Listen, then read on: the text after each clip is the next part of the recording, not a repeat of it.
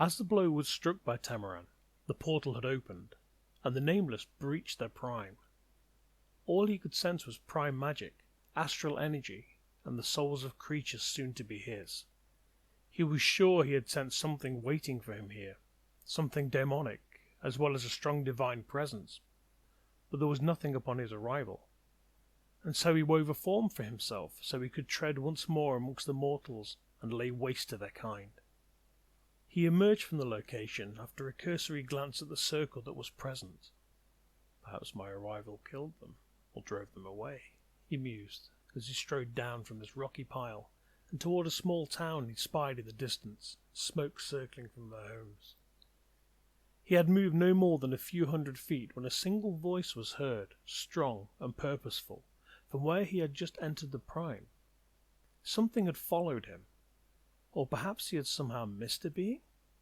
He turned slowly, expecting there to be a poor soul waiting his merciful claws, but instead a single human stood, if it was a human. He stood 8 feet in height, a giant among the normal humans, donning plated armor and sporting a huge sword longer than he.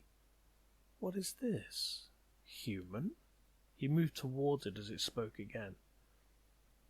"Leave this place, beast! You are unwelcome here, fallen one," he said, pointing his great blade toward him, eyes narrowing with his conviction. The Nameless One laughed loudly and readied his claws for their first victim, flexing his form and lumbering towards this nuisance. "It is you who will be leaving." He swung his immense claw toward the human, and he simply stood there and let it hit home. The Nameless One laughed as the blow hit solidly, although it seemed to be too solid, as though he had hit a mountain. And then he noticed the figure was still standing, the claw having stopped as it touched his form. The human flicked the sword deftly and cleaved through the hand that struck him, severing fingers as it went, and the Nameless One let out a scream of pain. "Ah! What the—" But he was unable to finish before the next blow cleaved part of his arm off, below the elbow, and the human stood his ground, still unmoving, and settled into a defensive posture. "I bid you leave now, monstrosity! You are not welcome here, fallen one!" the human said, staring at him intently. Who was this thing? "What are you?" the Nameless One shouted in anger, his voice sending dust swirls and small pebbles flying towards him.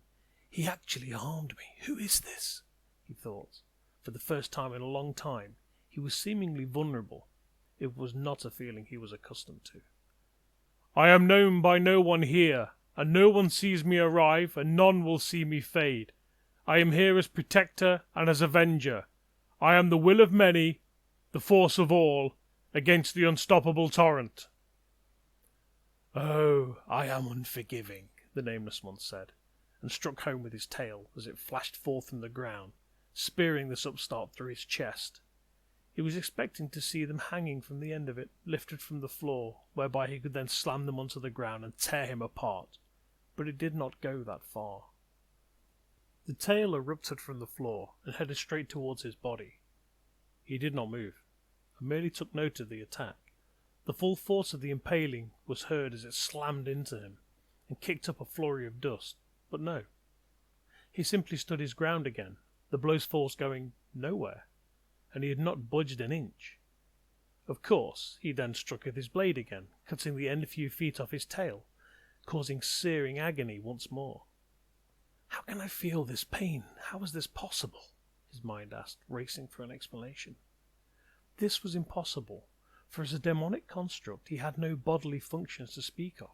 He could feel no more pain than a corpse would dance and sing unaided. Something was certainly wrong.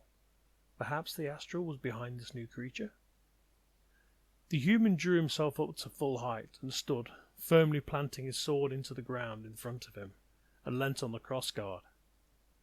"I ask you once more, Daemon, leave this prime, or I will feed you back through that portal or into the void, piece by piece. This is my last parley." The Nameless One eyed him up, and of course built his power, and charged himself to throw an almighty blast of pure energy at this human. "Bake in your tin coffin," he sneered as he let it loose from his maw. As he did, his target placed his sword between himself and the blast, and the energy simply parted around the blade, which was untouched by the blast itself, and the human took a step toward him. He began to panic, his mind racing, his essence tearing to get out and dismember this thing, and he could not control his urges. His demonic fury leapt to the fore of his consciousness, and his power swelled from the portal as he drew vast energies directly to his form, and began twisting it, growing mutated new limbs, and armoured skin, spikes, and claws, springing forth from beneath the surface of the iron-like hide that now covered him. "You are mine, little thing!" it screamed, as it leapt to him and began tearing and ripping. The human seemed to be taken aback by the change of attack, but still did not move as the blow struck home. Some seemed to injure or at least move him a little, but many of the blows were ineffectual, the blows losing all force as they struck him, becoming nothing more than a calm touch, the devastating power somehow dispersed. He let the Nameless One rain down on him for a time, as he occasionally parried a blow, but started to adapt to the fight quickly, and set about catching and holding limbs, severing others, and soon the Nameless One was disarmed, literally on many accounts, and was reeling in pain from the dismemberments. Again he merely stood there, unmoving. "Damn you!" the Nameless One snapped, throwing a ball of energy to his adversary. He let it strike him, full on, and the energy merely wrapped around him and dissipated, as though it had never been. "Just what the hell are you?" "Your demise, O foul one, lost one, fallen one. The gods do not wish you here, so I will remove you." And he began to take slow and deliberate steps towards him. The Nameless One gained control over his demonic side that was at a loss for actions at this moment. He moved away from this being and circled around towards his rear as he advanced upon him, until he ended up back where he had entered this prime.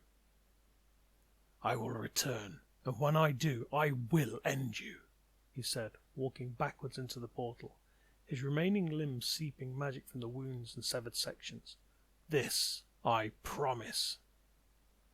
"And I will be waiting," the human said as he watched the Nameless One leave, broken and wounded, back to where he had breached the prime from.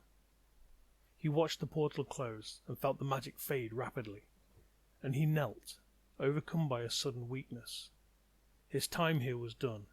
He was no longer needed, and so his form tore itself apart to form two once more.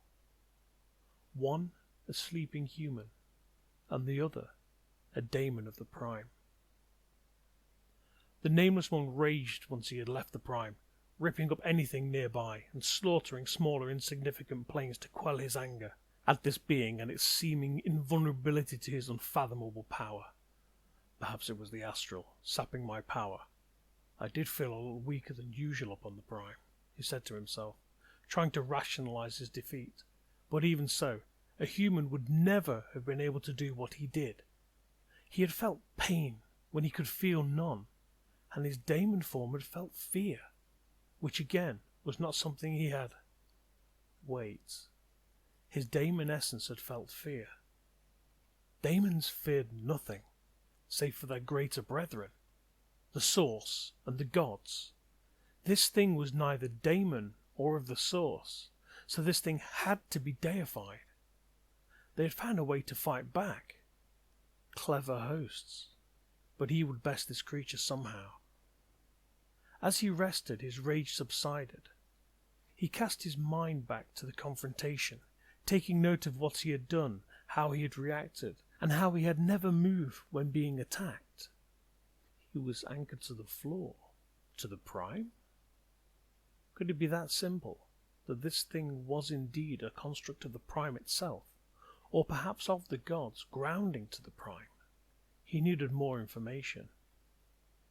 He then remembered he had lost several, well, many limbs and pieces, and smiled, for those energies had not returned to him. Those pieces were still out there somewhere, and in time they would find a way to him, or he to them, and information would be his. He could indeed wait, for it was in his nature, immortal and timeless. Yes, the answers would come to him, and he had no means to make them arrive faster than fate would grant them. The first confrontation became known to the hosts of the Prime, and they rejoiced in the success of the plan that Thalassiac had concocted.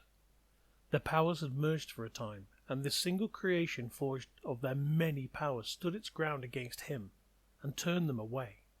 This first confrontation was the first of several times that he would appear in future time.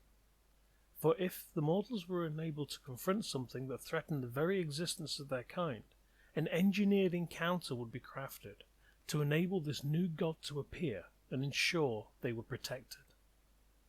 This combined creation in time became known by those within Lassashar as Gom, the god of many, and his name filtered through the primes over time until the legend of their existence and feats became a shard of hope that people would cling to in dark times, an unstoppable champion who would be their saviour of the oppressed when no other could stand against their foes. Gom became the unsung champion of the downtrodden, but in their prime he rarely appeared, for such forces were quickly dealt with, and relative peace ensued realm-wide.